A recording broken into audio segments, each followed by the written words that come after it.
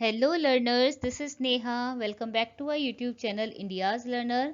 Friends, आज का video मैं बहुत ही फेमस मोटिवेशनल दो लाइन के साथ करना चाहूँगी। आप लोगों ने सुनी होंगी। लहरों से डरकर नौका पार नहीं होती, कोशिश करने वालों की कभी हार नहीं होती। तो वहीं यह भी एक कड़वा सत्य है कि हम में से, आप में से ऐसे कई लोग हैं जो किसी ना किसी कॉम्पिटिटिव एग्जाम की तैयारी कर रहे हैं या कर चुके हैं, बट हमें कहीं ना कहीं असफलता का, फेलियर का सामना करना पड़ा है।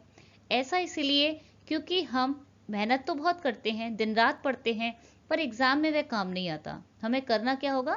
We have to study to the point. हमें टू द पॉइंट स्टडी करनी होगी, एग्जाम बेस्ड क्वेश्चन ही पढ़ने होंगे और कम समय में सफलता पाने के लिए हमें क्या करना होगा? आज का वीडियो का मोटिव भी वही है, पढ़ें वही जो आपको परीक्षा में सफलता दिलाए।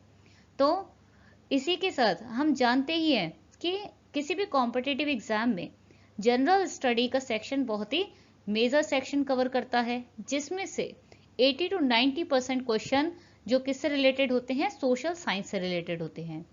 तो इसीलिए हम लेकर आए हैं आपके लिए एक बहुत ही हेल्पफुल और informational a complete series of social science for all competitive exam like state teachers eligibility test, UP TET, CTET, STET, REET और किसी भी तरह का गवर्नमेंट जॉब के लिए एग्जाम हो जैसे SSC, CGL, CHSL या UPSC या सिविल सर्वे के एग्जाम जो होते हैं या ओलंपियाड ही क्यों ना हो, सभी के लिए ये सीरीज बहुत ही हेल्पफुल रहने वाली है, काफ़ी यूजफुल रहने वाली है।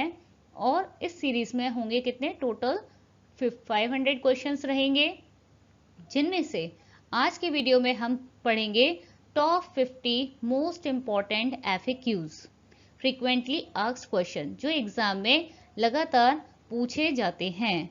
तो आज का वीडियो बहुत ही इंफॉर्मेशनल होने वाला है और यह होने वाला है सीरीज का पार्ट 1।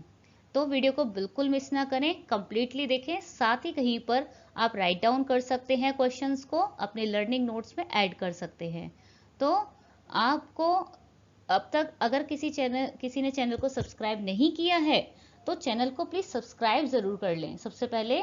और यहाँ पर आपको अगर वीडियो अच्छा लगे एंड में तो लाइक भी करें और अपने वैल्यूएबल कमेंट्स तो जरूर भेजें कि आपको वीडियो कैसा लगा और क्वेश्चंस आपको जो हैं क्वालिटी बेस्ड लगे हैं या आपको लगता है किसी अदर तरह की सजेशन हो तो वो भी आप हमें दे सकते हैं। तो चलते हैं वीडियो की तरफ और हम यहाँ पर बात करेंगे। So our first question is, who was the constitutional advisor of the Constituent Assembly? के ऑप्शन है हमारे लिए KM Munshi, doctor BN Rao, doctor Rajendra Prasad और डॉक्टर K सुब्बाराव। संविधान सभा के संवैधानिक सलाहकार कौन थे? गैस कीजिएगा। Answer is doctor BN Rao. यहाँ पर संविधान सभा के संवैधानिक सलाहकार जो थे वे थे डॉक्टर BN राव। नेक्स्ट देखेंगे question number 2, untouchability has been abolished through which article of the constitution? अस्पृश्यता या छुआछूत को संविधान के किस अनुच्छेद के माध्यम से समाप्त किया गया है? यह है अनुच्छेद यानी कि article 17। Next question, on which date the constitution of India was finally adopted? भारत के संविधान को आखिरकार किस तारीख को अपनाया गया था? यहाँ बात हो रही है अडॉप्टेड, अपनाने की। तो लागू नहीं किया गया, अपनाया गया था, अडॉप्टेड किया गया था। प्रीएम्बल ऑफ द कॉन्स्टिट्यूशन में साफ साफ यह मेंशन किया गया है that on 26 November 1949 our constitution was adopted by the Constituent Assembly finally. Next question number 4, defense of India is included in the which of the constitutional list? Bharat की रक्षा किस संवैधानिक सूची में शामिल है? जैसा कि हम सभी जानते ही हैं कि संविधान ने 3 सूची में जो है सरकारों के लिए काम को विभाजित किया है तीनों लेवल पर। तो यहाँ पर भारत की रक्षा, डिफेंस ऑफ इंडिया जो सब्जेक्ट है यह किस सूची से बिलोंग करता है? यह है यूनियन लिस्ट, संघ सूची के अंतर्गत यह विषय रखा गया है। नेक्स्ट देखेंगे question number 5, which is the largest committee of the Indian parliament? भारतीय संसद की सबसे बड़ी समिति कौन सी है? Business advisory committee, estimate committee, the committee on public undertakings, the public accounts committee. तो यहाँ पर जो हमारे नेक्स्ट है यहाँ पर द एस्टिमेट कमिटी, अनुमान समिति, नंबर ऑप्शन बी वह यहाँ पर करेक्ट हो जाएगा। Next question number 6, in which year was the right to property made a legal right by the Indian constitution? भारतीय संविधान के द्वारा संपत्ति के अधिकार को किस वर्ष कानूनी अधिकार बनाया गया था? यह बनाया गया था 1978।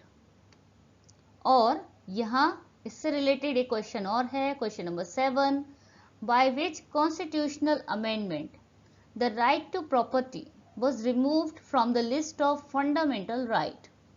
तो किस संवैधानिक संशोधन के द्वारा संपत्ति के अधिकार को मौलिक अधिकार की सूची से हटा दिया गया?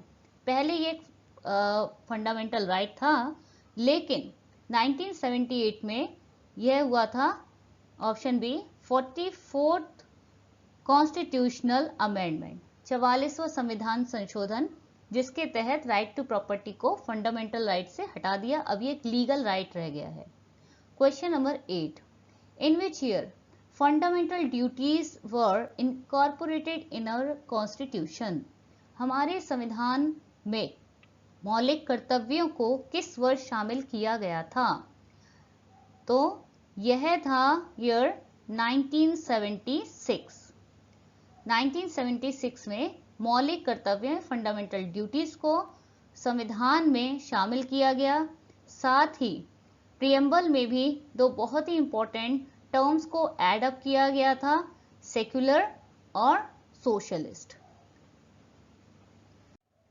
हमारा अगला क्वेश्चन भी इसी से related. Question number 9, bye which constitutional amendment the fundamental duties were incorporated in our constitution?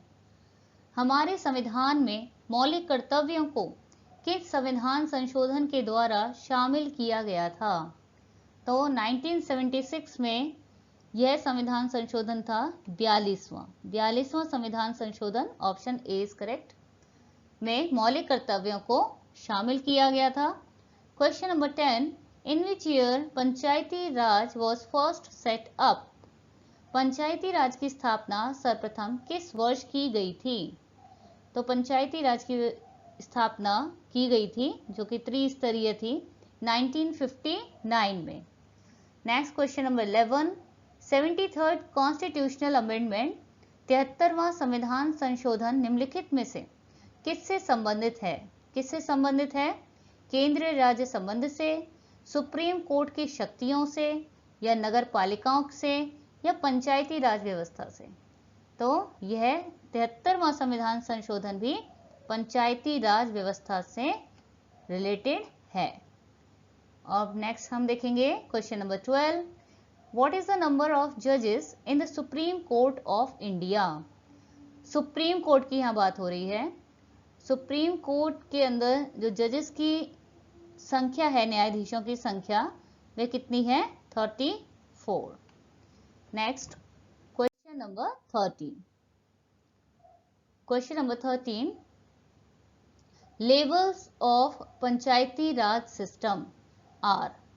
पंचायती राज व्यवस्था के स्तर हैं, लेवल्स हैं, कितने हैं? अभी हमने आपको बताया था इससे पहले, 3 त्रिस्तरीय पंचायती राज व्यवस्था की गई थी 1959 में, 73वां संविधान संशोधन में। तो लेवल्स कितने हुए? 3। Option B is correct here. Question number 14, the temporary president of Indian constituent assembly was? भारतीय संविधान सभा के अस्थायी अध्यक्ष थे doctor Sachchidanand Sinha. Option B is correct. Question number 15, right to life is associated with? जीवन का अधिकार संबंधित है ये किस अनुच्छेद से है? ऑप्शन सी, अनुच्छेद 21, article 21। Next question number 16, which of the following geographical feature is not found in India? Bharat में नहीं है। यह कौन सी भौगोलिक विशेषता है जो भारत में नहीं है? वह है आइसबर्ग, यानी कि हिमशैल जैसी कोई भी ज्योग्राफिकल फीचर इंडिया मेनलैंड में नहीं है। Question number 17, which is an imaginary line between the northern and southern hemisphere? उत्तरी और दक्षिणी गोलार्ध में, ग्लोब हम जानते ही है, ग्लोब स्टडी आपने किया ही होगा, तो यहाँ पर नॉर्दर्न और सदर्न हेमिस्फीयर के बीच जो इमेजिनरी लाइन होती है उसे हम क्या कहते हैं? उसे कहते हैं हम इक्वेटर, यानी कि भूमध्य रेखा। Option B is correct here. Question number 18, what is the time difference between GST and IST?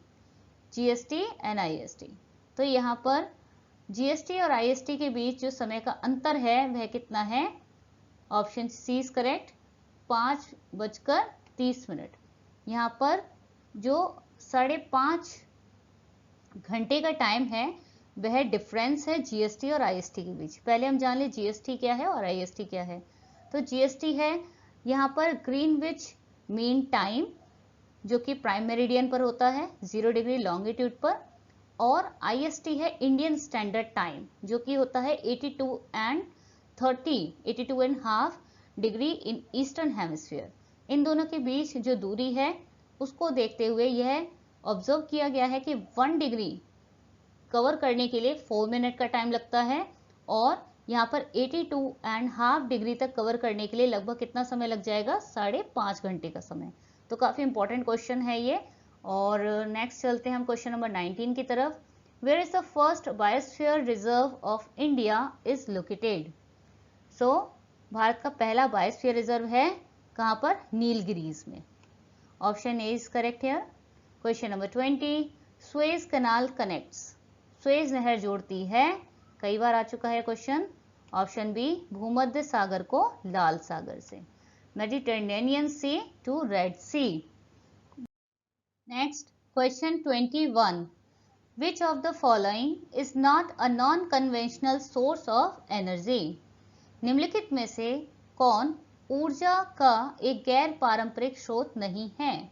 यानी कि कैसा है? कन्वेंशनल है, बहुत लंबे समय से इसको यूज करते आ रहे हैं as a source of energy. कौन सा है ये? Option D is correct here, coal, कोयला। Question 22, which layer of soil is most suitable for plant growth? पौधे की वृद्धि के लिए मिट्टी की कौन सी परत है जो सबसे उपयुक्त होती है? वह होती है top soil. Option A is correct here.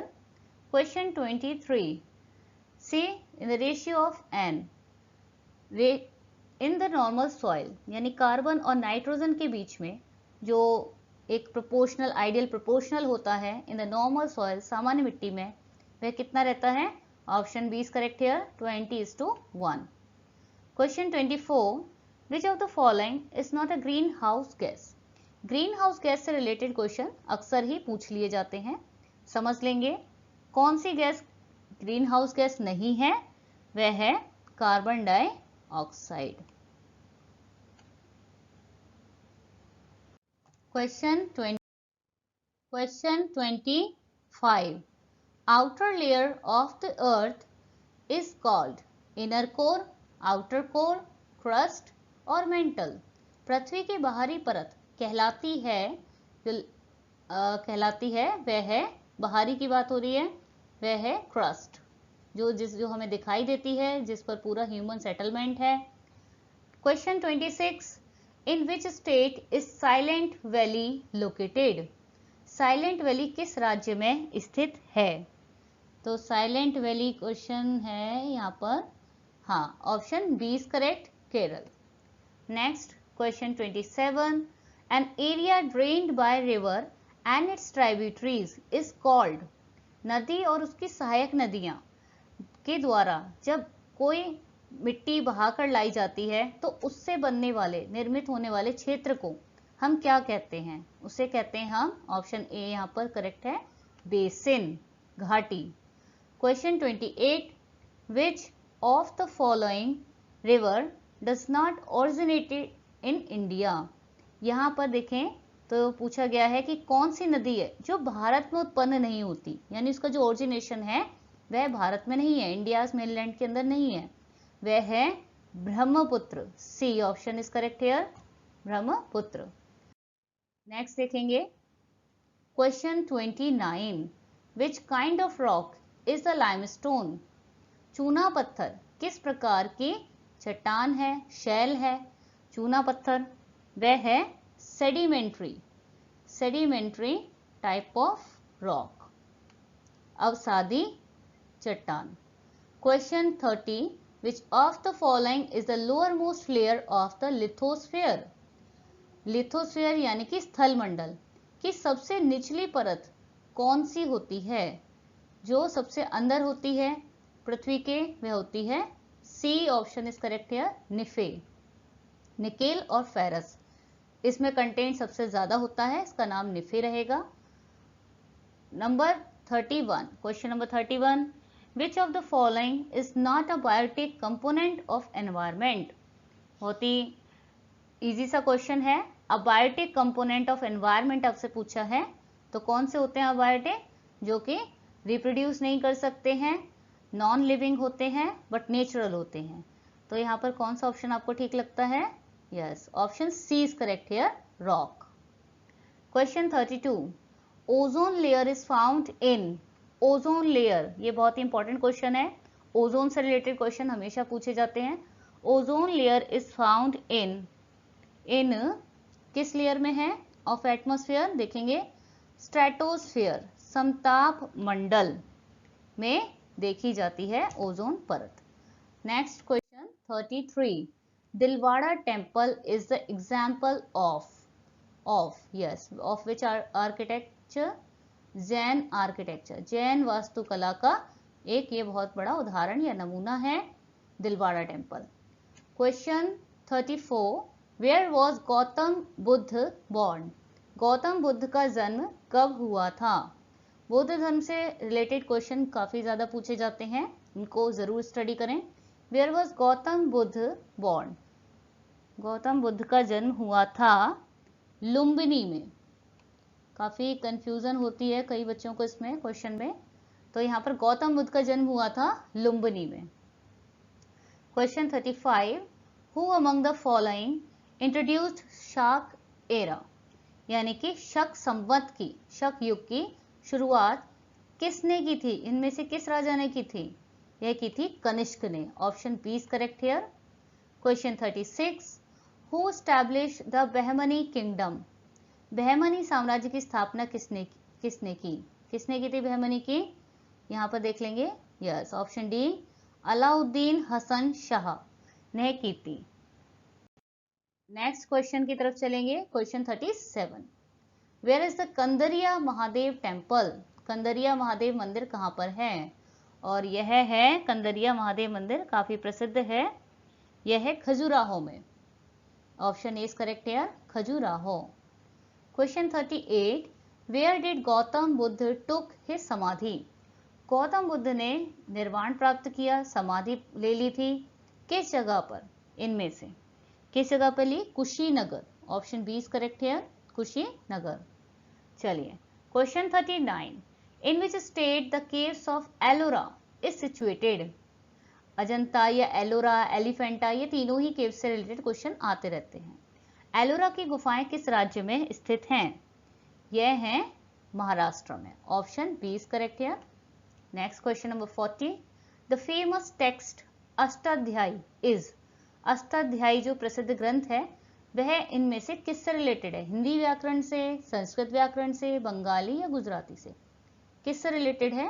ये पाणिनि का अष्टाध्यायी, यह है संस्कृत व्याकरण से रिलेटेड और संस्कृत ग्रामर।